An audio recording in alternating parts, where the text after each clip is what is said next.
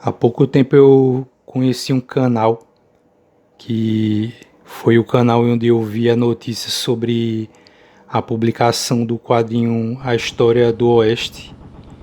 E depois eu fiz o vídeo, fui atrás das informações para poder gravar aquele vídeo que eu falei sobre a minha opinião, que eu penso a respeito da publicação desse quadrinho. E recentemente saiu outro vídeo desse canal. Eu vou pegar esse vídeo que eu não vou citar o nome da pessoa que é dona do canal e também não vou citar o nome do vídeo como costumeiramente eu faço, mas eu vou deixar o título dele. O nome do vídeo é Qual o melhor formato, capa e papel. E também tem outro tópico no título do vídeo que é A grande fase dos quadrinhos de faroeste. Só por isso aí vocês já podem saber qual é o canal e podem ir lá e ver o vídeo por conta própria se vocês quiserem.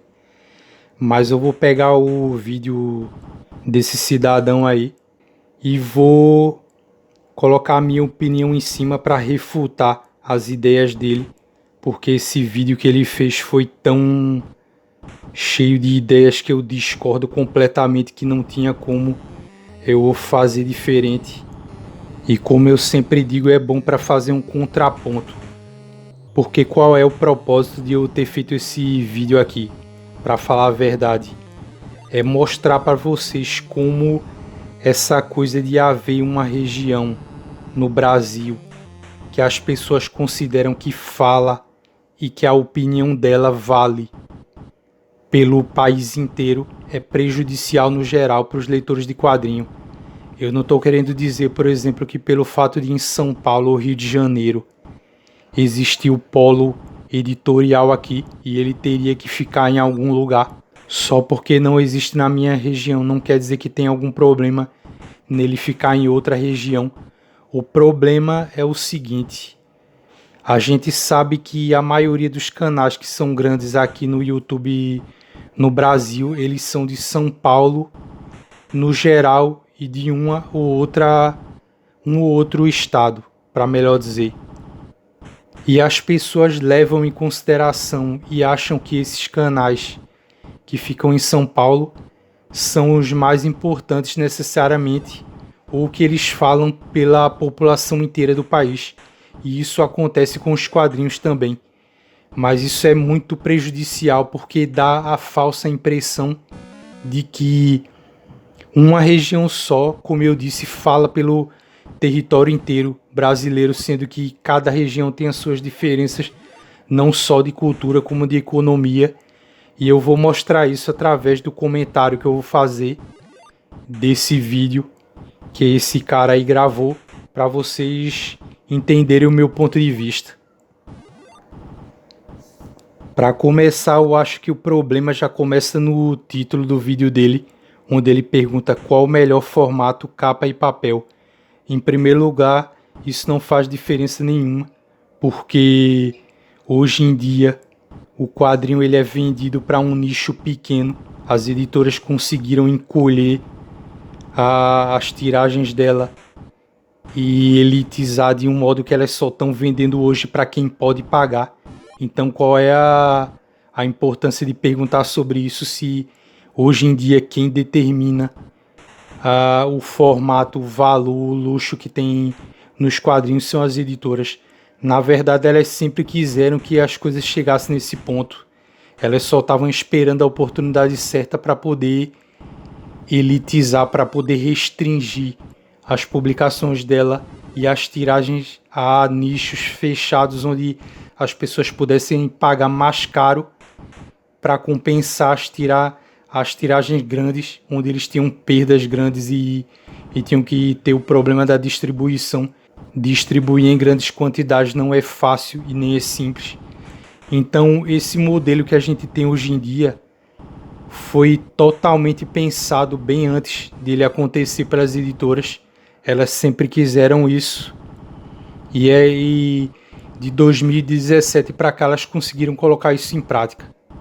Até chegar no ponto em que a gente está agora, em que não faz diferença a opinião do leitor se ele quer pagar por esse ou aquele formato. O formato já está lá determinado pela editora, ela não vai voltar atrás e elas não vão voltar a fazer quadrinhos de banca. Então é inútil perguntar qual formato as pessoas querem comprar ou gostam de consumir. Seguindo no vídeo, ele fala sobre o caso da História do Oeste, que tanto tinha gente que estava comemorando como tinha gente que estava reclamando porque não ia poder comprar. Então ele fala, não está caro, sobre o preço de R$90 esses volumes da História do Oeste pela editora Saikan. E na verdade está caro sim, está muito caro. Não é porque muito provavelmente ele vive numa região onde a renda per capita é maior e porque ele tenha condição. Por exemplo, aqui no Nordeste deve ter gente, logicamente, com condição de comprar quadrinhos do jeito que bem quiser. Só que isso não significa que para a região inteira o preço que essa coleção atingiu é algo aceitável, é algo que está dentro da realidade do povo dessa região e de outras também. Ele fala também a frase na nossa situação aqui, como se a situação dele fosse a situação da maioria dos leitores para o qual ele faz os vídeos dele. Você pode ter certeza que a maioria das pessoas que veem o vídeo desse cara, elas não têm condições mais fáceis de poder comprar esse quadrinho, porque tem muita gente que vê vídeos de canais onde o cara mostra volumes de luxo só por curiosidade, só para ver como é o quadrinho, porque gosta de ver, mas não tem necessariamente condição de comprar. Então, logicamente, quando ele está falando sobre a nossa situação, ele está falando sobre a situação de algumas pessoas, mas não necessariamente a dele, já que ele consegue comprar esses quadrinhos e também acha que eles não são caros. Em outro trecho do vídeo ele fala que ele não está querendo desestimular quem pensa em fazer essa coleção História do Oeste. Só que o problema não é desestimular. Eu mesmo não estou desestimulando e nem fiz isso no meu vídeo em que eu falei da História do Oeste. O problema é que ele deveria deixar claro que para a população brasileira no geral esse preço está alto, que é algo que ele não fez. Ele falou que está barato para ele, só que o fato de estar barato para ele, como eu já falei, não significa que esteja barato para a maioria da população do país. Eu mesmo participaria de uma campanha para financiar um quadrinho se ele tivesse num padrão aceitável e o preço, assim, em relação ao benefício, o custo-benefício tivesse bom, eu faria isso. Um ponto aqui em que ele coloca uma opinião muito ruim, que não tem como concordar com a fala dessa, é que ele diz que acha legal a gourmetização, sendo que a gourmetização que vem acontecendo com os quadrinhos, para quem não entende o sentido de como essa palavra vem sendo usada por alguns canais, é sobre a própria elitização, sobre o encarecimento forçado dos quadrinhos. É exatamente isso que vem prejudicando completamente o mercado de quadrinhos. Antes disso começar, como eu falei lá em 2017, começou com a Pipoca e Nanquim, depois a Panini vendo que deu certo com essa editora pequena. Ela pensou, bem, se a Pipoca e Nanquim consegue vender volumes de luxo na Amazon, a gente que é muito maior vai conseguir vender muito mais. E foi exatamente o que ela fez. Todo mundo se lembra daquela época do Oba-Oba, que foi 2017, 18, eu acho que até um pouco 19, as compras de descontos e tudo que a Amazon liberava de madrugada à meia-noite, e o pessoal madrugava na frente do computador para comprar os volumes de luxo de Marvel Deluxe e tudo. Isso tudo começou lá atrás, só que quem podia comprar com descontos ainda pegou muita coisa quando esses descontos começaram a desaparecer, todo mundo sabe que a Amazon hoje não faz mais isso, caiu a ficha do pessoal e eles pararam de comprar esses volumes e também os preços foram só aumentando e muita gente em fuga do aumento desses preços saiu e parou de comprar quadrinho da Marvel e da DC pela Panini. Então, como é que ele pode dizer que a gourmetização é uma coisa boa, já que ela provocou uma diminuição e o estreitamento do público que compra quadrinhos hoje para esse nicho que tem dinheiro para pagar pelos volumes caros e ônibus? Nunca se vendeu tantos ônibus como hoje em dia. Para quem pode pagar é interessante, mas muitos leitores de décadas atrás desistiram de comprar quadrinhos, então não tem como ver isso como uma coisa positiva. Numa certa parte do vídeo, ele diz que existem opções para o leitor comprar hoje em dia. Existem várias opções, mas ao mesmo tempo ele cai em contradição, porque ele diz que as HQs em formatos mais baratos e em papéis baratos também estão acabando.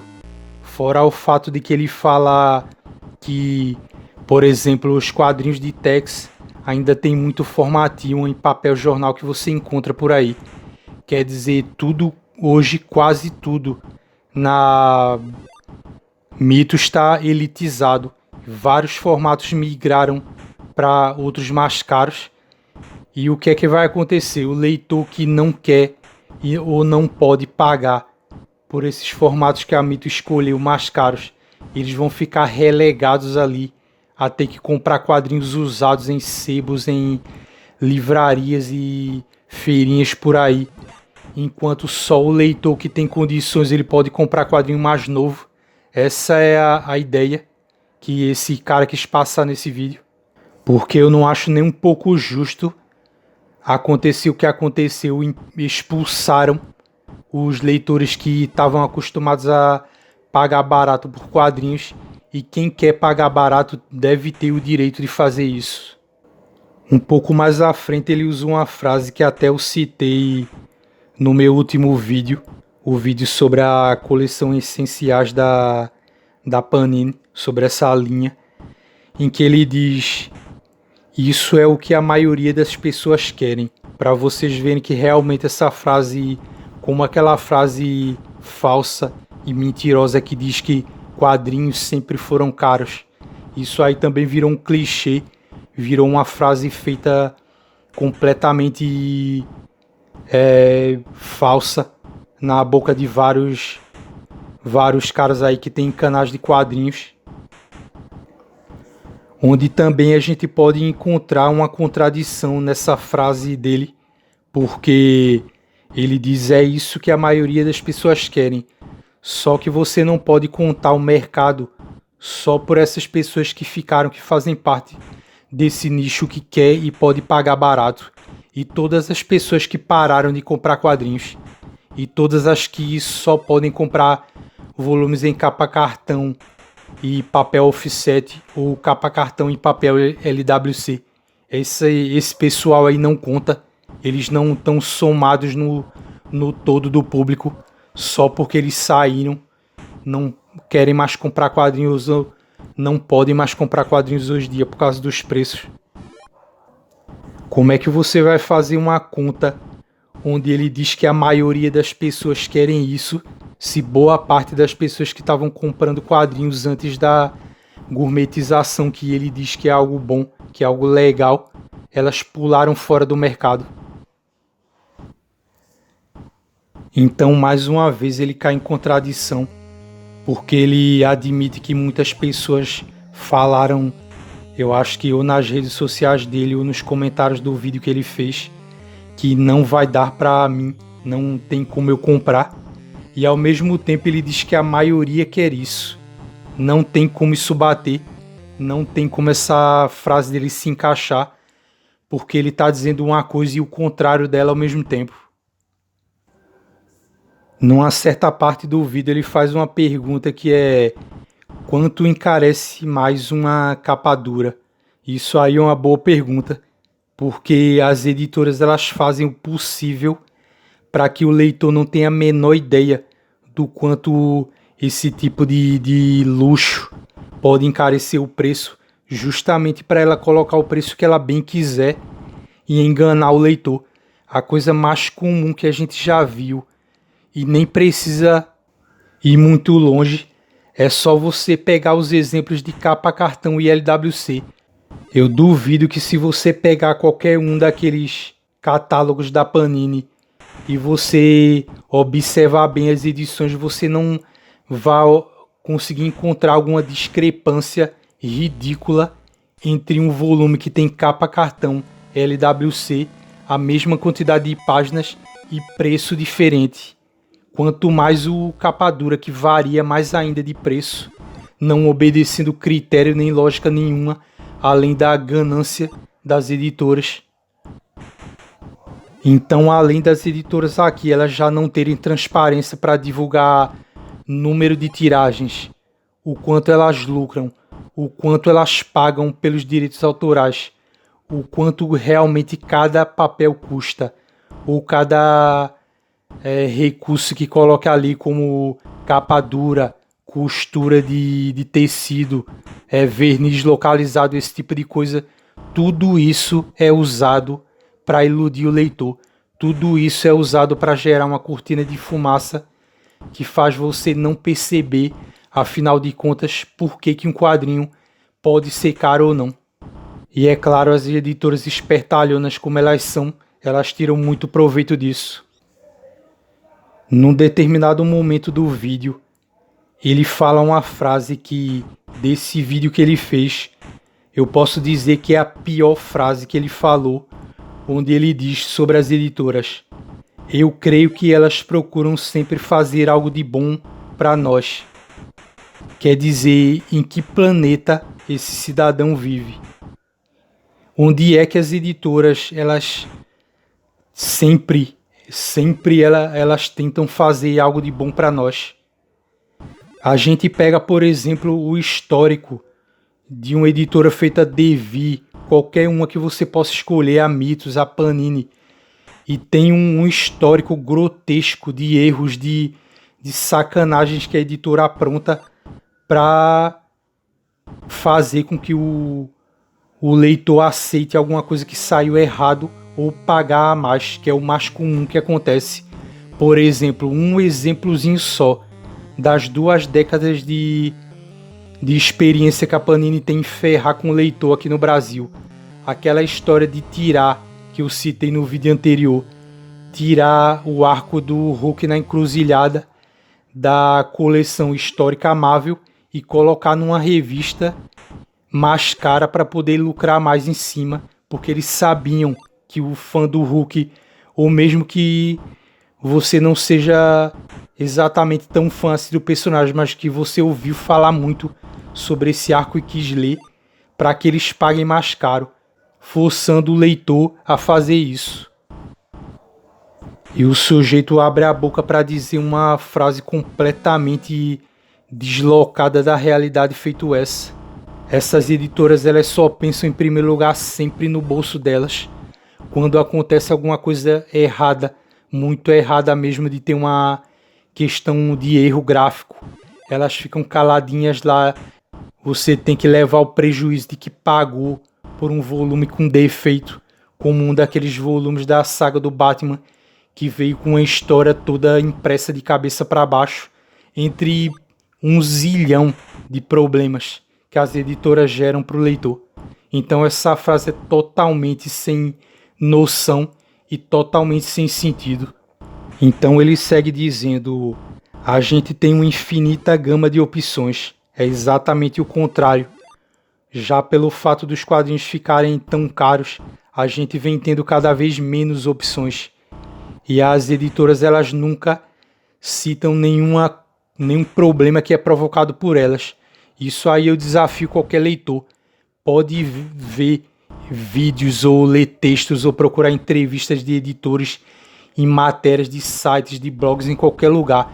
Você nunca vai ver um editor de qualquer editora dizendo: o problema foi provocado pela editora.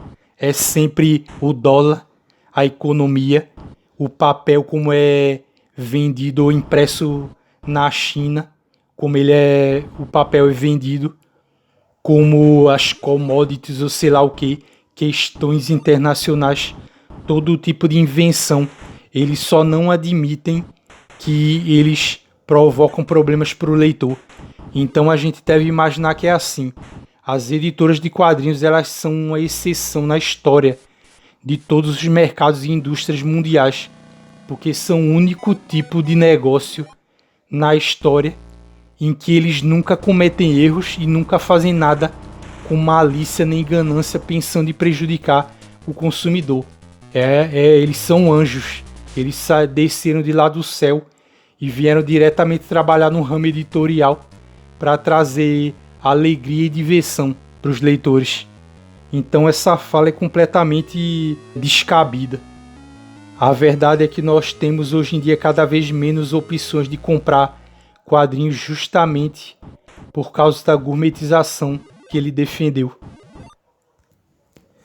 Ele também no vídeo, seguindo depois desse trecho, ele fala que ele dá a entender que a Panini ela dá várias opções de você consumir, de você comprar os quadrinhos, sendo que a gente pega, por exemplo, a Aventuras Marvel, ela é a revista mais barata, entre aspas, que a editora tem. Ela custa R$ 9,90, tem 48 páginas só e é menor do que o formato americano. Quer dizer, a opção mais barata que você pode pagar de um quadrinho da Marvel pela Panini é uma revista menor do que a original e cara pela quantidade de páginas que ela tem.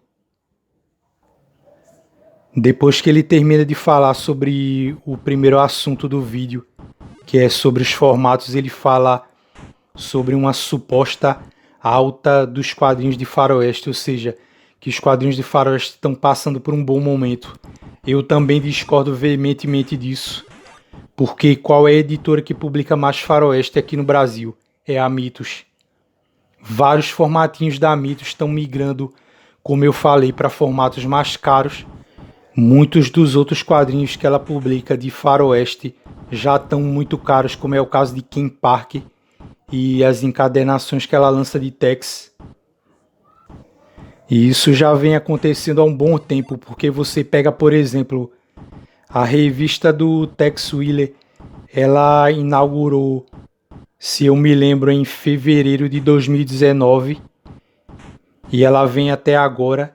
Ela inaugurou com preço de R$ 14,90 e nessa última edição, que foi lançada agora em junho, o preço dela já está em R$ 39,90, sendo que naquela época que ela estreou, ela estava com 68 páginas e agora ela está com 196, só que teve um salto muito grande de preço, R$ 25,00 do preço de estreia para o que a gente vê hoje.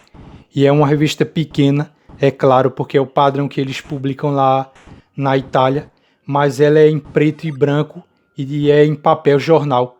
As revistas da Mitos, mesmo as de papel jornal, já vinham encarecendo demais, sendo que os quadrinhos da Bonelli sempre foram quadrinhos de banca para serem vendidos baratos.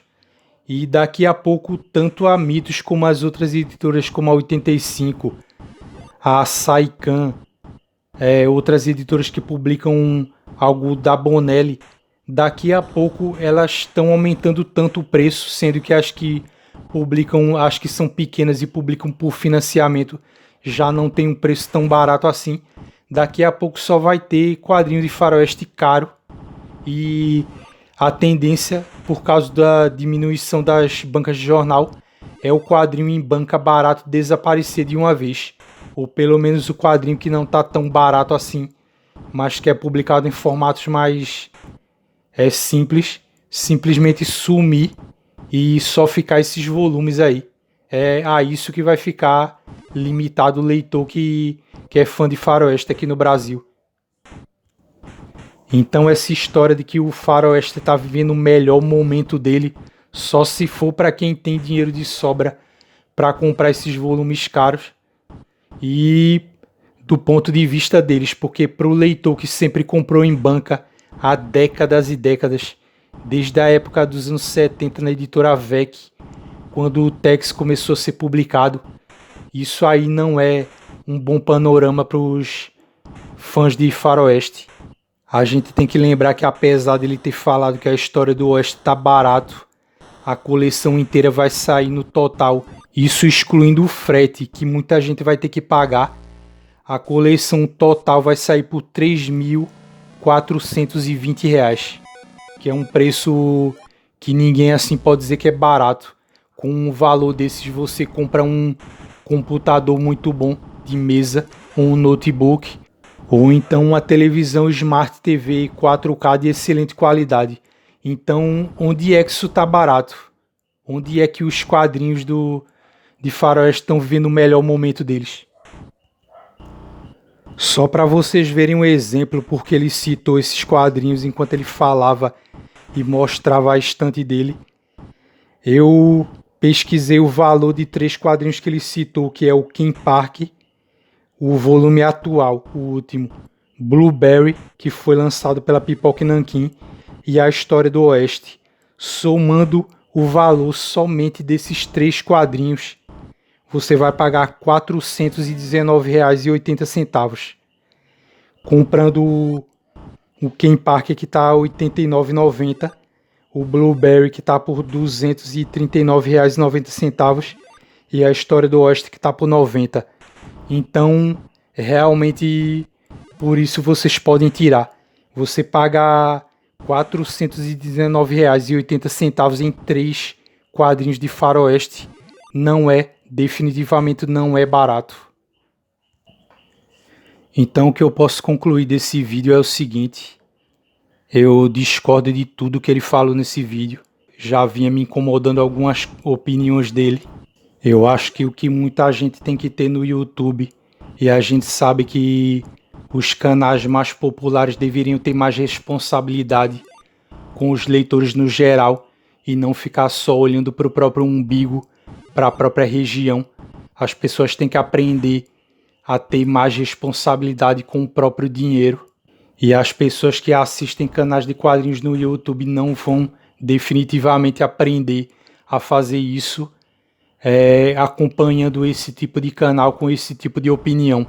O que a gente tem que fazer é recuperar de novo o que a gente vem perdendo desde 2017, que é a noção de valor das coisas e a noção de que quadrinhos não deveriam ser caros do jeito que são hoje, ou não deveriam ser só os quadrinhos caros que deveriam ser vendidos e colocados nesses formatos porque a editora quis, ou porque alguém de um canal famoso está dizendo que é isso, entre aspas, que os leitores querem.